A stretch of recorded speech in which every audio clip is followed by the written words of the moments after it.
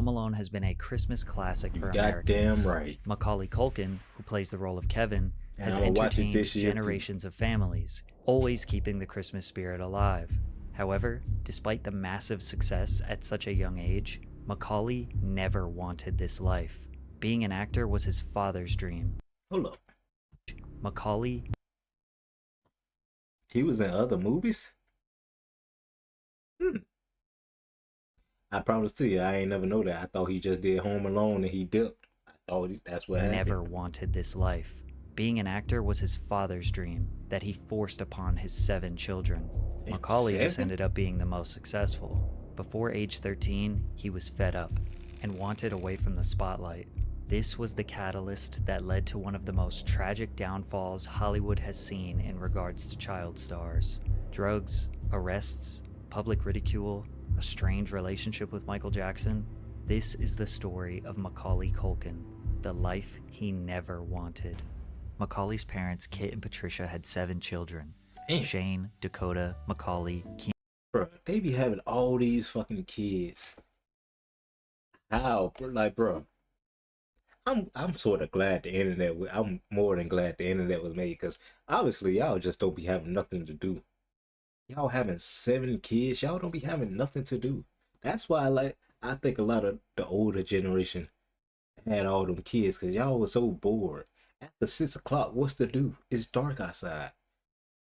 You ain't got no choice but to say fuck it to get the fucking. Am I wrong? Like, Kieran, hey, Quinn, shit, make some more Christian, kids. and Rory. The Culkins had a rough upbringing, to say the least. They lived in a railroad apartment in a tenement on East 94th Street and 2nd Avenue in New York City. The home was barely suitable for a couple. It was just a See, this what I'm saying too. Like, bro, you know they had to just be bored and just be like, man, fuck it, let's get it off real quick.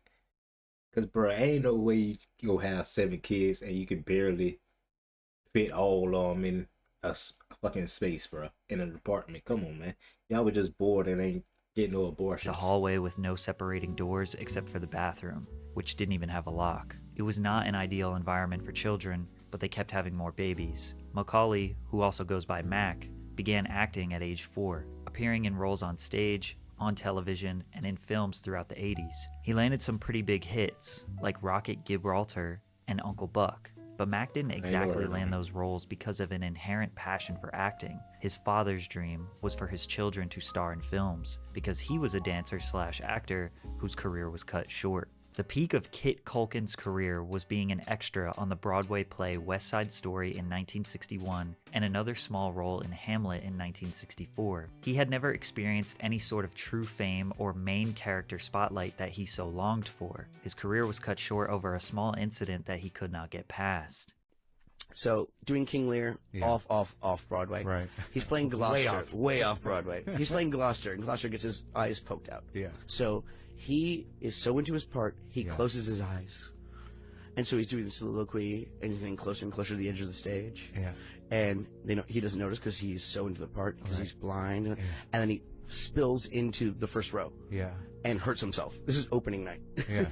And injures himself and can't do the rest of the run of the whole show. Uh-huh. And apparently that was like the last acting gig he ever did, because it was quite embarrassing. Since Kit could not deal with the shame and embarrassment, he pushed his dream onto his children. First off, you fell off stage one time and you say, I'm quitting acting, bro, it wasn't for you, my boy.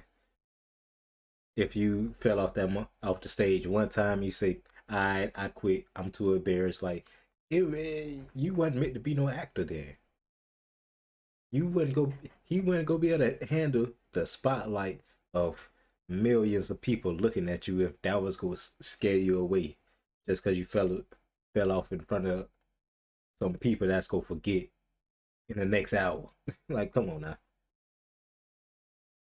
It wasn't for you, my boy. Starting with his firstborn son, Shane. Shane was supposed to be the actor/dancer that his father never was, so they just kind of brought Macaulay along with them to ballet classes, theater, and movie auditions. Max says that he was an afterthought. His brother Kieran also felt the same way. My parents were running a little theater, the Light Opera of Manhattan, and whenever a production needed a kid, they were like, what age and what gender?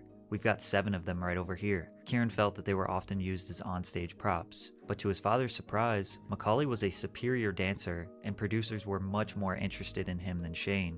He was daring, and if you can say a 6-year-old is daring, he just wasn't afraid to do anything. I mean, he'd do whatever you asked and more. Welcome to Fight Camp. Which led him I'm not gonna 6-year-old lie. is daring. He just wasn't afraid to do anything. I mean, he'd do whatever you asked and more. I ain't gonna lie, that and more sound a little bit suspect right there. That and more real suspect, my boy. Like, come on, what you mean by that? We already know Hollywood fucked up. Now, what you mean by that and more? Now, you can't just say and more and then just try to slide away. Like, no. What that meant? What you did, my boy? We need you to tell on yourself now what you been doing. What you did. which led him to getting booked for almost every role watch he him. auditioned for. Once he landed Uncle Buck, which generated $67 million in the box office, the family's finances began to rely on what Mac was earning. Although Kit didn't see what everyone else saw in Macaulay, he knew Mac was his ticket to Hollywood, leading them to a role that was about to change their family's life forever. After a hectic start to a family trip to Europe, writer and producer John Hughes conceptualized the idea of Home Alone. While preparing for vacation, he wrote down a list of everything he didn't want to forget, and jokingly added his children to that list. At that moment, he thought, what if I left my 10-year-old son at home? What would he do? One what if led to another, and while taking a break from packing, Hughes wrote 8 pages of notes that later developed into the screenplay of Home Alone. I always wondered about that. Like, I always think when they write movies, they on hella drugs. Like, I feel like they just, before they get to writing, they just get to sniffing and shit. That's how I think they be doing in movies and shit. Writing movies, I mean. I feel like they just be high. Especially some of these movies. Oh yeah, you can't tell me some of these people don't be high. Like, you can't tell me. I can't remember who did it. But the Speed Racer movie, somebody was on some acid or something, LSD or something when they were making that movie. That shit so colorful and dynamic and moving around. Like, bro, somebody was on some drugs on that movie. Since he previously worked on I don't Uncle know Buck who, with but Macaulay, somebody. Hughes wrote the Home Alone script specifically for him to play the role as Kevin McAllister. Macaulay's blockbuster film, Home Alone, was released in November 1990 and became the 3rd highest grossing film of all time worldwide, behind E.T. and the Star Wars films. It earned nearly $500 million in worldwide box office. And like, ooh, shit. I ain't gonna lie, that's crazy. In 1990, boy, that's a lot of goddamn money. 500 mil, brother. That's probably putting up with bro, that's probably like in-game numbers. Like that's like Avatar numbers, ain't it? Shit. Damn near $1 billion. Its huge success Like even then, gave shit. rise to a Hollywood phrase. To be home alone meant having your own movie's box office dwarfed by another wildly popular film. Macaulay basically became an A-list celebrity overnight. I mean, this is it, pal. You are a bona fide star as of right now. The #1 box office movie of the weekend. Nice to have you on the show. Okay. In that first interview, it kind of seems like he isn't really fazed about the success of the film. And although he could be nervous, he probably didn't care, because this was all just a basic routine for him. Did you have any say in whether or not you worked when you were young? Not really. No. Yeah. Like it was after a while, it became, like I said, a job, and it was I never chose the projects. They were like my parents, like, essentially like chose them for me. So they So were it was like, kind of good show- news, Macaulay. Yeah, exactly. Yeah. They called You're me gonna buy Macaulay. us a new house. yeah, there you go. And like I never read any of the scripts.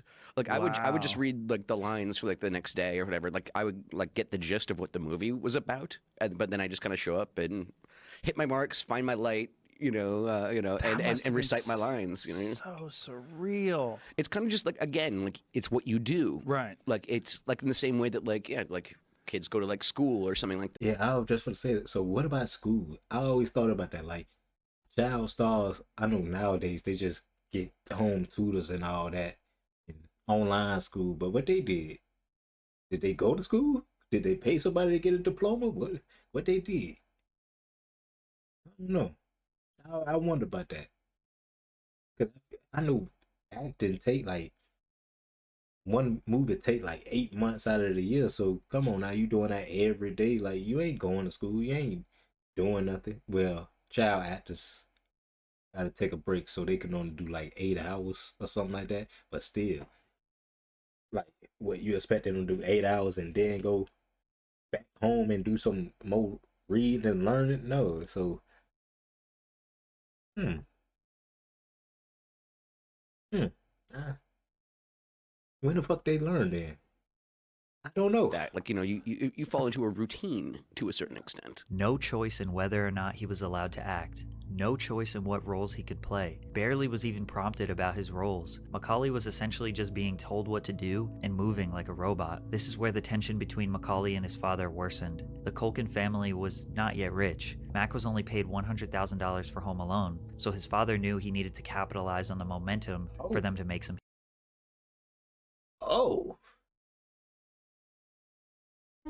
Damn. Bro, gotta have royalties or something now. Come on now. I know that's a lot of money, but still, like, damn, that ain't nothing. That ain't nothing compared to what the movie did.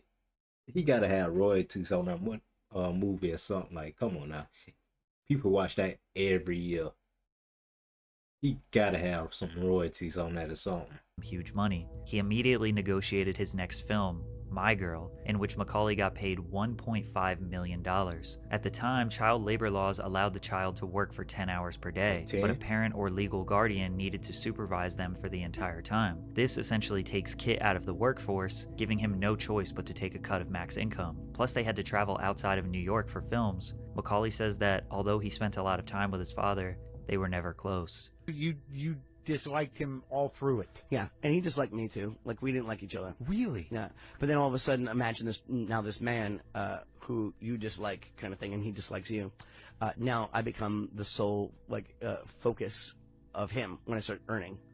So now all of a sudden I'm like, going around the country like locked in a room with a guy who doesn't like me, kind of thing. But at the same time, like, yeah, it's. Well, how does that? Why? I was kind of even like relatively jealous, I Well, think, sure. Oh, he was jealous. I think so. I everything that he tried to do in his life, like, I excelled at. Like, But he before was- but before I he- was 10 years old, he was a bad man.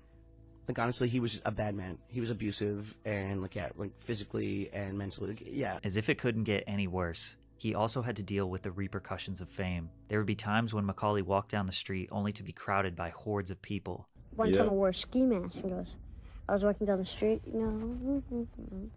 this guy goes, I heard him just whispering, is that the kid from Home Alone? I'm like, wearing a ski mask. Boy, I better get my plans. I better get a facelift or something. One time, Mac pulled a hat low over his forehead in an attempt to look anonymous. A woman walked up, grabbed the cap off his head, peered at him, and said, "Yeah, it's him," and then, "You're not that cute." Mac couldn't Damn. hide from the world. Everyone thought he should be so Damn. I know some people wild like that, but come on now. Damn. happy because He of his did that success. wrong. But none of his siblings could truly understand what he felt. But there was one person that could relate to Macaulay, and that man was Michael Jackson. Like Kit Culkin, Michael's father, Joe Jackson, initiated a plan to get his family out of poverty and into superstardom. Joe trained his children to dance and sing. If they made a mistake during rehearsals, he would beat them with the buckle end of a belt, an electrical Ooh. cord, Ooh. or a tree branch. More specifically, Switch. their father targeted Michael, maliciously teasing his appearance and breaking down his self-confidence. Macaulay and Michael lived a childhood where their fathers despised them, despite needing them to provide for their family financially. Michael was quite literally the only person Mac could relate to. But there was one obviously weird thing about this relationship. Michael was 33 years old, and Macaulay was 10. Beetlejuice. Over the years, Michael had befriended multiple children, inviting them and their families to his infamous Neverland Ranch, a full-blown amusement park at Hey, we ain't gotta bring Michael into this. We ain't gotta bring. We could just skip over this. We ain't gotta bring Michael into this. Now, come on now. Come on. Let's get this part over. We ain't gotta do that. his estate. He hung out with these children and occasionally had sleepovers. Culkin's parents were fine with the friendship. Macaulay and Kieran visited Neverland Ranch often. Macaulay even says that he slept in Michael's bed about 10 times. What happened at the house? That's what all these things It's, people you know, are that's concerned what's about. so weird, you know. What did happen? Nothing happened, you know. I mean, nothing really. I mean, we played video games, you know. We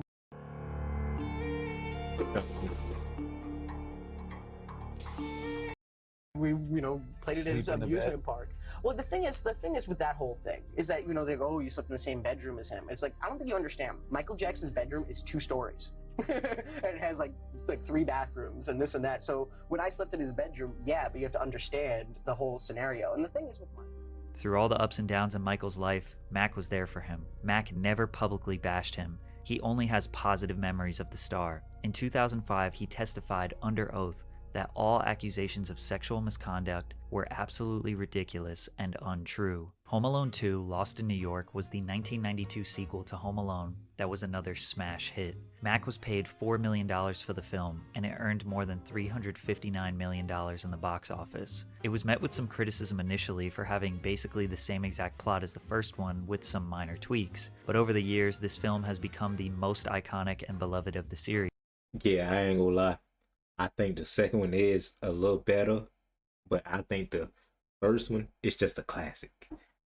Also, like the first one is a classic, but on the real, the second one is sort of better. It's just more fun. If I'm being real, I think it's more fun. That's what it is. But the first one's just a classic. Let's be real. Can't get past that first one like that. The monstrous success leveled up the Culkins immensely. Macaulay was officially the most successful and highest paid child in Hollywood since Shirley Temple. And still to this day, I don't think there's a more iconic child star than Macaulay Culkin. His father, Kit, gained substantial influence in Hollywood, because for studio executives to reach Macaulay, they needed to go through Kit. In 1993, Premiere Magazine rated Kit Culkin the 48th most powerful person in Hollywood, ahead of Michael Douglas and Eddie Murphy. Studio executives complained that Kit tried to use his power to seize creative control of Macaulay's movies. Because of this controlling nature, Kit was making enemies quickly. Little did they know that Macaulay Culkin's career at age 12 just peaked, and it was all downhill from here. The Good Son was a thriller where Mac plays the role of Henry, a psychopathic child who kills people. The film did $60 million in the worldwide box office, which seems like a massive step down since Home Alone, but considering a totally different movie genre and not based on Christmas, I would say it's still good numbers. Mac was still beloved for his acting, and most of the negative reception was based on the plot. By 1993, Macaulay was just tired and desperately told his father he needed a break. He just wanted to go to school. He said, "Yeah, sure." And the next thing I knew, I was on the next set doing the next thing, and it just kind of clicked in my brain. Okay, there's basically nothing I can do to make this stop. I was making God knows how much money, and Kit was making me sleep on the couch, just because he could, just to let you know who's in charge, and just to let you know if he doesn't want you to sleep in a bed, you're not going to sleep in a bed. The Nutcracker, Getting Even with Dad, The Page Master, Richie Rich. These next 4 movies all released in 1994, and evidently, the world was sick of Macaulay Culkin. He was cashing in an $8 million salary for each film, which is equivalent to about $16.5 million in 2023 value. Damn. But nah, that daddy. Boy, I would have showed. Ooh. But ain't no way I'm making all that money and you telling me what to do. Oh no, that ain't happening. Nigga, the fuck? How the hell you can tell me what to do? Hey, I already don't like you. I don't care if you about that. If I don't like you and I'm the star, you ain't telling me what to do. I ain't sleeping on no couch if I don't want to. I'm the star making all the money, paying the bills. Oh no. Talk about sleep on the couch. You sleep outside, motherfucker. You talking about value. Richie Rich was the only decently successful movie at a $75 million worldwide box office, and that's because it's basically the same format as Home Alone. It became increasingly clear that Macaulay failed to find substantial success outside of Home Alone. My father and my mother finally, called it quits, which was one of the best things that ever happened. I was able to actually walk away from the business. I really wanted to take a break for a while, and eventually, I just was like, I'm done. I'm done, guys. Like, I hope you all made your money because there's no more coming from me. And it's, Really? So now, but like, I guess I quit for like 8 years. I mean, Yeah. At the moment, this was the greatest thing that happened to Mac, but it was the straw that broke the camel's back in his parents' marriage. They were gearing up for a divorce and a very public battle for custody over him. He did not want to go with his father, but his mother was spending all of her money on lawyers trying to fight him, so the only way Mac could get access to his money was to legally take both of his parents' names off of his trust fund. He found an executor to protect and look over his finances, and was able to secure his multi-million-dollar fortune. Kit never showed up for the last day of the trial. He stole all of Mac's memorabilia, and he hasn't seen him since the mid-90s. It was never about money for Kit, it was about control. Once he lost control, he disappeared, and he brought the ship down with him. New York Magazine noted that his rapid ascent seemed less adorable and precocious the more people learned about his home life. Plus, everyone in Hollywood has a bad experience working with Kit. The result of this was that Macaulay didn't do any film roles for 10 years. So he did what all normal kids do, went to high school, but he did it for purely social reasons. He also got married at age 17 to Rachel Miner. He relished in the New York City counterculture lifestyle. He dyed his hair pink, smoked, drank, vandalized walls and parking meters. He was trying to live the polar opposite experience of his childhood, and he had the money to treat everything like a hobby. The media watched his every move and criticized him. He was one of the early targets of the tabloid sensationalized media drama that famously targeted Britney Spears, Lindsay Lohan, and Paris Hilton. It was so blown out of proportion, Culkin says. I never did anything more than any upper-class, Upper West Side kid would. We weren't like all squatting in the corner shooting heroin. That quote was from 2001. A 21-year-old Macaulay Culkin thought he already made it through the toughest times in his life, and he didn't realize his darkest days were yet to come. Yeah, In 2003, the 23-year-old decided it was time to return to the spotlight. Likely seeking a more mature image, he appeared in the biographical drama Party Monster, which is rated MA-15+. Mac only had that looked trash. That movie looked trash. I ain't never seen it, but it looked trash. Graphical drama. Yeah, this movie looked trash. Macaulay Culkin, Seth Green, Marilyn Manson. Oh, goddamn, I can't read. And I don't even know what Party Monster, which is rated MA-15+. Mac only had one opportunity to make a grand return. Sadly, he blew it. Critics tore the film apart, with Party Monster receiving an awful 29%. I mean, audience goes 75%, so it gotta be straight. On Rotten Tomatoes, while struggling to earn over $1 million on a $5 million budget. The public wasn't looking for him anymore. Macaulay found himself in a complicated situation. He was too old to appeal to a younger audience, and the audience he garnered during his childhood had outgrown him. Desperate to bounce back from the disappointment, Macaulay booked a supporting role in the comedy film Saved. The controversial film was a moderate success. More importantly, Macaulay's performance received positive reviews, but just when he got a little bit of positive press, he was arrested for drug possession. Macaulay and a friend were pulled over for speeding on I-44 in Oklahoma City. The police found 17 grams of marijuana, 8 Xanax pills, and 16 Klonopin, none of which were prescribed to him. At the time, well, I was gonna say the weed ain't nothing, the Xans ain't really nothing, but I don't even know what Clomafam is. I don't know what the hell that is. There ain't nothing nobody else doing right now. He was just a little ahead of his time. I ain't gonna lie, he was a little ahead of his time with the Xans. I ain't gonna lie back then, but Xans that was crazy. I ain't gonna lie. The weed, that's a lot of weed, but okay. People jumped to conclusions, labeling Culkin as another child star gone wrong. However, Mac believed the arrest was totally blown out of proportion, suggesting, I'm supposed to be a lot more effed up than I am. I took a certain amount of pride that I wasn't that cliche, so it was like, oh great, I gave a lot of people exactly what they wanted. Everything that I do, for some reason, becomes this big crazy thing, even though any normal person does it. Like, yeah, I'm a kid, I had a beer, I smoked a joint. Big deal. You know what I'm saying? And it's not something I make a thing out of or anything like that. Mac didn't think he had a problem. He didn't think it could get worse, but it did. At Extreme Experience, we believe the world's most exciting cars should be accessible to you. Macaulay got divorced from his wife in 2002 and began a relationship with Mila Kunis. They kept their personal lives very private.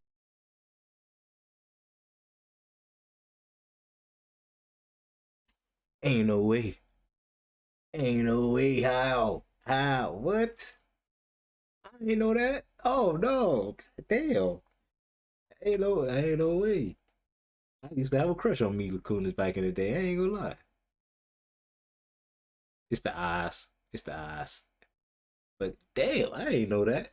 Private. They both grew up as child stars and leaned on each other for emotional support. They didn't do press together and only rarely were photographed together, considering they dated for 7 years. After multiple I thought she was already dating Ashton Kutcher. No. No. They did the show together. And no, I thought they was dating. Well, I don't know. failed attempts at coming back to the spotlight in early 2000s, he just stopped trying. Allegedly, Macaulay attempted to propose to Mila multiple times, in which she always said no. Then in 2008, he got floored with some tragic news. Macaulay Culkin's older sister Dakota was killed while walking home from Brennan's bar in West Los Angeles. She was struck by a vehicle. The driver immediately tried to render aid. She was taken to the UCLA hospital with massive head trauma and passed away on December 10th. There aren't very many pictures of Dakota since she stayed out of the spotlight. This was devastating news for the family. But to make it worse, him and Mila broke up. I had a horrible breakup. I had a horrible breakup. And I was horrible in that it made you were very sad over it? No, I fucked up. Like, I was an asshole in my 20s. Oh, okay. And I'll be the first to admit it. And that's kind of something that took me a long time to come out and be like, yeah, you know what? Yeah. I was a dick and I accept it and I own it now. Yeah. And it's fucked up what I did. It's fucked up what I did and it's fucked up how I did it. Mila kind of hints here that she may have cheated on Macaulay, or at least left him at his most vulnerable time after 7 years. I ain't gonna lie, it sounded like she was just wasn't understanding or something like that. Now, I don't know where you get to cheating. I ain't heard the interview, but damn, he was straight cheating. Damn.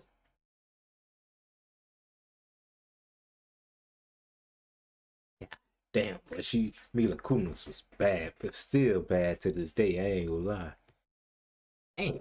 After this, all of Mac's public photos were very concerning. He looked extremely skinny, unhealthy, and potentially using drugs. Extremely bold articles were published, stating that he was addicted to heroin and had only 6 months to live. They did not have any evidence to back up these claims, only that he had been arrested for drugs in the past. Plus, many years later, he said, "I wouldn't be the person I am today if I hadn't had drugs in my life at some point or another." Macaulay does admit this was the darkest time of his life. He couldn't eat all the foods he used to love eating. He couldn't sleep. He couldn't find any purpose in waking up in the morning. Then he got hit with another devastating blow when his lifelong friend Michael Jackson sadly passed away in 2009.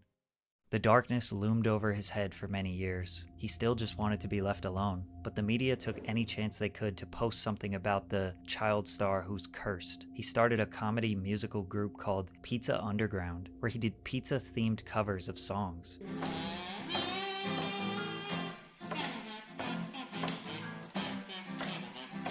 Nothing screams, "Leave me alone," and "I don't care," than putting a pizza on your face and playing a toy trumpet. In 2013, he abruptly moved to Paris. I thought nobody recognized me. Yeah. And what it was, no, we recognize you, we just don't care. Oh, yeah, And I was that's like, better. Is that better? Where have you people been my whole life? Kind of thing. Mac was desperate to find some normalcy in his life, and he found it in France. He stayed there for 4 years, away from the cameras, away from the rumors, just walking around Paris with a baguette under his arm and blended in with everybody else. During his 4-year stint over there, his father said he doesn't even consider Macaulay his son anymore. And while that does seem like a very bold statement from his father, I'm sure Macaulay feels the same way. The thing that prompted his move back to the United States was meeting his now wife. That's London Tipton, ain't it? Oh, my tripping. Hey, that's London.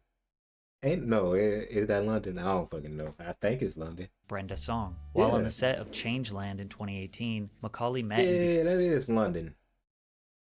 Began dating Brenda, best known for her appearance as London Tipton on The Sweet Life of Zack and Cody. Bonding over being child stars, Mac thought it was too good to be true. He thought she would up and leave like other women in his life. But the couple would later get engaged and seemed happier than ever. They've been together ever since. Macaulay was so traumatized by his youth, he never thought he would have children of his own. But in 2021, Brenda gave birth to their son Dakota, who they named after Macaulay's sister. His relationship with Brenda brought some new life into him. He started multiple creative projects since meeting her, a comedy podcast called Bunny Ears, multiple television roles, and voiceover parts. He even had a big acting return in 2021 for the 10th season of American Horror Story, in which viewers praised his performance. His character, Mickey, quickly became a fan favorite. He remains relatively active on social media and has done a lot of public interviews and podcasts since meeting her. It seems like his wife and new family gave hope to the now 42-year-old. His father is in poor health, but Macaulay refuses to let his child meet his grandma.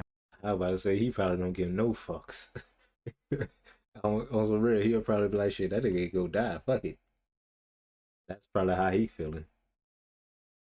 Father. But with the abusive past, it's hard to blame Mac for this. Despite everything that's happened and constantly going in and out of retirement, Mac is grateful for the way his life went. Although he endured years of abuse, unfair public scrutiny, potential drug habits, and peaked at age 12, he is still grateful for the opportunities and money that came along with it. I was about to say, if that's a peak, I'm pretty sure anybody would prefer that peak than what they got going on now. Motherfucker, you were making, what, how much you say? 8 million a movie at one point? This life, he didn't choose for himself. He was born to achieve his father's dream. By the time he was 10, he had achieved everything. Oh, shit. But the thing is, man, you can do anything you wanted. Who can move to Paris just cuz? Yeah, man, come on now.